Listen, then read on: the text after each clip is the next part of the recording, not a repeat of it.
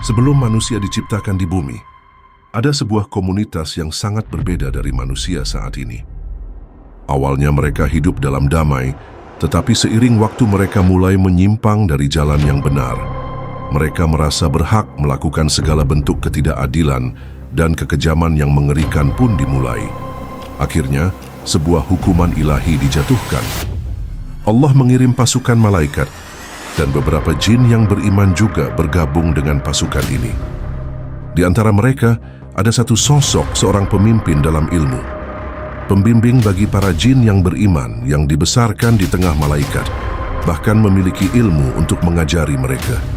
Dia berjuang untuk keadilan, memimpin pasukan malaikat, dan pada akhirnya menang, serta membawa kedamaian ke bumi. Namun cerita ini akan mengejutkan Anda, karena ini adalah kisah kehidupan syaitan, yaitu iblis, sebelum ia dilaknat.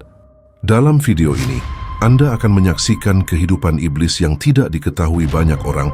Sebelumnya, jangan lupa untuk subscribe channel ini dan like videonya, agar Anda tidak ketinggalan kisah-kisah seperti ini.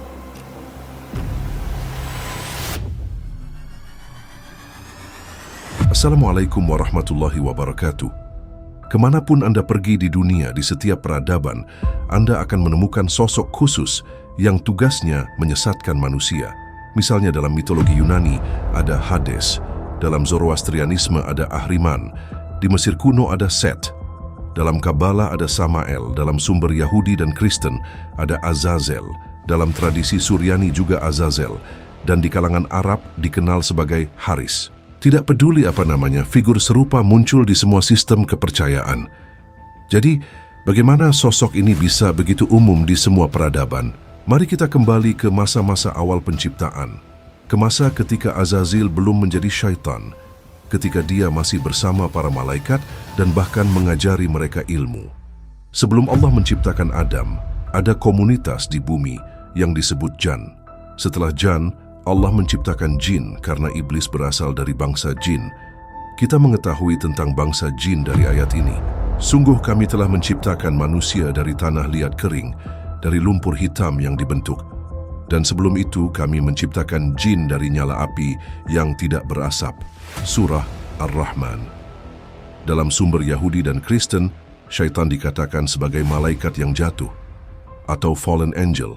Tetapi dalam Islam itu tidak benar. Syaitan bukanlah malaikat, karena Al-Quran jelas mengatakan bahwa iblis termasuk jin. Dan ingatlah ketika kami berkata kepada para malaikat, sujudlah kalian kepada Adam. Maka mereka pun sujud, kecuali iblis. Dia adalah dari golongan jin, lalu dia mendurhakai perintah Tuhannya. Surah Al-Kahfi 50. Apa arti nama iblis? Kata iblis berarti putus asa. Nama ini diberikan kepadanya setelah ia dilaknat. Nama sebelumnya adalah Azazil. Dikatakan bahwa ia memiliki wajah yang sangat indah dan bercahaya seperti para malaikat. Awalnya kaum Jan tinggal di langit. Kata langit di sini bisa berarti planet lain, galaksi lain, atau dunia berbeda yang tidak kita pahami. Kemudian, komunitas ini ingin tinggal di bumi dan mereka berdoa untuk itu. Mereka berjanji akan menaati perintah Tuhan. Dan mereka hidup di bumi ribuan tahun lamanya. Seperti manusia dan jin, tujuan mereka adalah beribadah dan mengenal Sang Pencipta. Setiap jiwa diberi kehendak bebas. Dikatakan bahwa komunitas Jan memiliki 70.000 suku. Mereka tersebar di seluruh penjuru bumi, dari pegunungan yang menjulang, hutan-hutan purba yang lebat, hingga gua-gua kelam yang dalam. Untuk waktu yang lama mereka menyembah Tuhan yang satu dengan ketaatan yang luar biasa, mengisi bumi dengan ibadah dan ketundukan. Namun lama-kelamaan kesombongan dan hawa nafsu merasuki hati mereka. Mereka mulai sesat, berbuat zalim dan saling menindas. Perang antar suku pecah, sihir gelap digunakan untuk menaklukkan satu sama lain, dan bumi dipenuhi kerusakan serta ketidakadilan. Allah yang Maha Pengasih kemudian mengutus para nabi dari kalangan Jan sendiri, sebagai peringatan dan pembawa petunjuk. Nabi pertama yang diutus kepada mereka adalah Amir bin Imral, seorang nabi yang dikenal penuh hikmah dan kesabaran. Namun kaum Jan menolak ajarannya, bahkan mereka membunuhnya dengan kejam. Begitu juga nabi-nabi berikutnya yang diutus setelahnya, satu persatu dibunuh. Penolakan demi penolakan ini membuat kezaliman mereka semakin meluas dan bumi semakin gelap dengan dosa. Akhirnya Allah menurunkan keputusannya. Dia mengirim pasukan malaikat yang dipimpin oleh Azazil, makhluk dari bangsa jin yang saat itu sangat taat dan memiliki derajat tinggi. Bersama para malaikat dan jin beriman lainnya, Azazil memimpin perang besar melawan kaum Jan yang durhaka. Pertempuran dahsyat pun pecah di seluruh penjuru bumi. Kilat menyambar, badai menerjang, dan bumi bergetar oleh kedahsyatan peperangan itu. Pasukan ini berhasil mengalahkan para pelaku kerusakan, menghancurkan kekuatan mereka, dan mengusir sisa-sisa Jan ke tempat-tempat terpencil seperti dasar lautan, hutan tergelap, dan gua-gua terdalam yang jarang dijamah. Al-Quran menegaskan tentang diutusnya rasul-rasul kepada jin dan manusia dalam firman-Nya, "Hai golongan jin dan manusia, apakah tidak datang kepadamu rasul-rasul dari golonganmu sendiri yang menyampaikan ayat-ayatku dan memperingatkanmu tentang pertemuan pada hari ini?" Surah Al-An'am 130. Setelah itu bumi diberikan kepada jin. Allah juga menciptakan kelompok malaikat dan menjadikan Azazil sebagai pemimpin mereka dan para jin. Azazil sangat tekun dalam ibadah, bahkan melebihi jin lainnya. Ibadahnya yang tulus membuat Allah mengangkatnya ke langit. Dikatakan bahwa ia tinggal di setiap tingkat langit selama 300 tahun. Azazil terus beribadah di sana. Karena ketulusannya yang mendalam, Allah menaikkan derajatnya hingga ke surga. Ia pun tinggal di surga selama 300 tahun. Jadi syaitan dulunya sangat dekat dengan Allah. Derajatnya sangat tinggi dan terhormat. Sejak saat itu Azazil hadir di bumi dan di langit. Semua malaikat mengaguminya. Mereka belajar darinya dan menghadiri pelajarannya. Adegan rahasia di Lauh Al-Mahfuz. Suatu kali beberapa malaikat membaca Lauh Al-Mahfuz, lembaran yang terpelihara. Mereka melihat tulisan yang menyatakan bahwa seseorang yang sangat dekat dengan Allah akan menghadapi murkanya dan diusir dari hadiratnya. Mereka segera mendatangi Azazil. Ketika Azazil melihat malaikat sedih, dia bertanya mengapa. Mereka menceritakan apa yang mereka baca dan meminta Azazil berdoa agar bencana itu tidak menimpa mereka. Azazil menjawab, "Bencana itu bukan untuk kita atau kalian. Aku sudah melihat tulisan itu selama bertahun-tahun dan tidak pernah memberitahukan siapapun." Malaikat tetap mendesak agar ia berdoa. Lalu Azazil mengangkat tangannya dan berdoa, "Ya Rabb, lindungilah mereka dari bencana ini." Namun karena kesombongannya, ia bahkan tidak mempertimbangkan bahwa tulisan itu bisa tentang dirinya sendiri. Tidak sedikit pun rasa takut masuk ke hatinya. Dalam riwayat lain disebutkan, Iblis membaca Lauh Al-Mahfuz melihat tulisan itu dan bertanya, "Ya Rabbi, siapakah syaitan itu?" Allah menjawab, "Dia adalah salah satu hamba-Ku yang Kuberikan banyak nikmat, tapi ia tidak taat kepadaku. Maka aku hinakan, Kucampakkan dan Kuusir dia." Iblis berkata, "Ya Rabbi, tunjukkan dia kepadaku agar aku bisa menghancurkannya." Allah menjawab, "Kamu akan segera melihatnya." Karena kedudukannya yang tinggi, Iblis memiliki hak istimewa berada di bumi dan di langit. Status istimewa ini menumbuhkan kesombongan dalam dirinya. Ia mulai berpikir, "Aku bisa berada di langit dan di bumi kapanpun. Jin dan malaikat tunduk padaku." Disinilah Azazil mulai berubah menjadi syaitan. Allah yang Maha Tahu ingin menunjukkan isi hati Azazil yang tersembunyi pada malaikat. Dari sini kita belajar pelajaran penting. Jangan pernah sombong atas ibadah atau kedudukan, dan jangan hanya bergantung pada amal. Allah berfirman kepada para malaikat, "Aku akan menjadikan seorang khalifah di bumi." Mereka berkata, "Apakah engkau akan menjadikan di sana makhluk yang akan membuat kerusakan dan menumpahkan darah, sedangkan kami bertasbih memujimu dan mensucikanmu?" Allah menjawab, "Aku mengetahui apa yang tidak kalian ketahui." Surah Al-Baqarah 30. Ketika Azazil mendengar tentang makhluk baru di bumi, ia khawatir.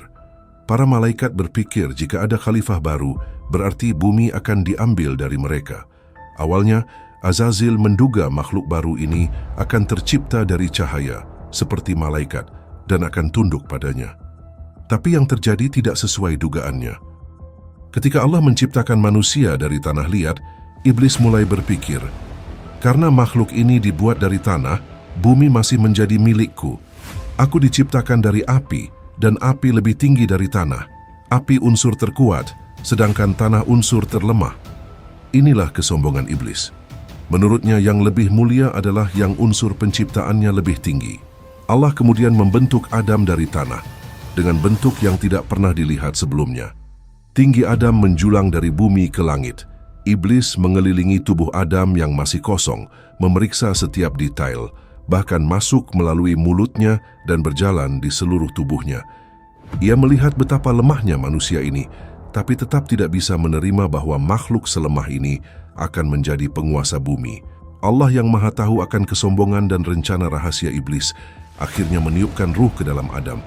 Saat ruh mencapai wajahnya, Adam bersin. Malaikat Jibril berkata, "Wahai Adam, ucapkan Alhamdulillah." Adam pun berkata, "Alhamdulillah." Allah menjawab, "Wahai hambaku, semoga rahmatku tercurah atasmu."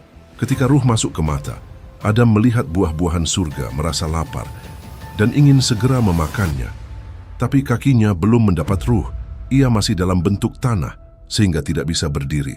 Jibril berkata, "Wahai Adam, jangan terburu-buru." Allah berfirman, "Manusia diciptakan dengan sifat tergesa-gesa." Surah Al-Isra 11. Saat itu, Azazil belum benar-benar menjadi syaitan. Para malaikat tidak tahu isi hatinya. Ketika Adam duduk di singgasana kehormatan, Allah memanggil semua malaikat. Kami berfirman kepada para malaikat, "Sujudlah kalian kepada Adam." Surah Al-Baqarah 34. Mereka semua sujud, kecuali iblis. Ini bukan sujud penyembahan, melainkan ketaatan pada perintah Allah seperti umat Islam menghadap Ka'bah. Karena menolak, Azazil menjadi kafir. Allah tidak lagi memanggilnya Azazil tapi iblis. "Wahai iblis, apa yang menghalangimu untuk sujud pada ciptaanku dengan kekuasaanku?" Iblis menjawab, "Aku tidak akan sujud kepada manusia yang engkau ciptakan dari tanah liat yang bau." Allah berfirman, "Keluarlah dari sini kamu terkutuk, dan kutukanku akan menimpamu hingga hari kiamat." Surah Syad 77-78. Iblis pun hancur dan diusir. Namun ia meminta satu permohonan. "Ya Rabb, tangguhkan aku sampai hari kebangkitan." Allah mengabulkannya. "Kamu termasuk yang diberi penangguhan sampai waktu yang telah ditentukan." Iblis berkata, "Karena engkau telah menghukumku tersesat, pasti aku akan selalu menghalangi mereka dari jalanmu yang lurus, menyesatkan mereka dari depan, belakang, kanan, dan kiri. Dan engkau akan mendapati kebanyakan dari mereka tidak bersyukur." Allah menjawab, "Keluarlah dari sana hina dan tercela. Siapa yang mengikutimu, sungguh aku akan memenuhi neraka dengan kalian semua." Surah Al-A'raf 16-18. Menurut tafsir Al-Tabari, setelah itu iblis kehilangan rupa dan bentuk malaikatnya. Penting untuk dijelaskan di sini, ini bukan perdebatan antara iblis dan Allah, tetapi hanya Allah yang menguji hambanya, menyingkap kesombongannya, lalu mengusirnya. Kemudian, dari tulang rusuk Adam Allah menciptakan Hawa. "Hai manusia, bertakwalah kepada Tuhanmu yang menciptakan kamu dari diri yang satu, dan darinya Allah menciptakan pasangannya, dan dari keduanya berkembang banyak laki-laki dan perempuan." Surah An-Nisa 1. Adam dan Hawa ditempatkan di surga, dan diperbolehkan makan apapun kecuali mendekati satu pohon. Sebagai bagian dari ujian, iblis juga diizinkan berada di sana. Ia membisikkan pada Adam, "Allah hanya melarang pohon ini agar kalian tidak menjadi malaikat atau kekal." Ia bersumpah, "Sungguh aku ini penasihatmu yang tulus." Adam menolak, tapi iblis membujuk Hawa, dan Hawa pun memakan buah itu. Ketika melihat Hawa tidak celaka, Adam tergoda dan ikut memakannya. Begitu buah itu melewati tenggorokan, pakaian mereka hilang, aurat mereka terbuka, dan mereka merasa malu, lalu menutupi diri dengan daun surga. Allah pun berfirman, "Turunlah kalian, sebagian kalian menjadi musuh bagi sebagian lainnya. Di bumi kalian akan memiliki tempat hidup dan rezeki untuk waktu tertentu." Inilah kisah kehancuran bangsa Jan, penciptaan Adam, dan bagaimana Azazil berubah menjadi iblis syaitan. Kejatuhannya sungguh tragis, dari tempat tertinggi ke titik terendah, menjadi musuh manusia selamanya. Ia bersumpah, akan menyesatkan manusia dengan segala cara. Semoga kita selalu diampuni Allah Subhanahu wa Ta'ala. Jangan lupa aktifkan notifikasi kalian. Assalamualaikum warahmatullahi wabarakatuh.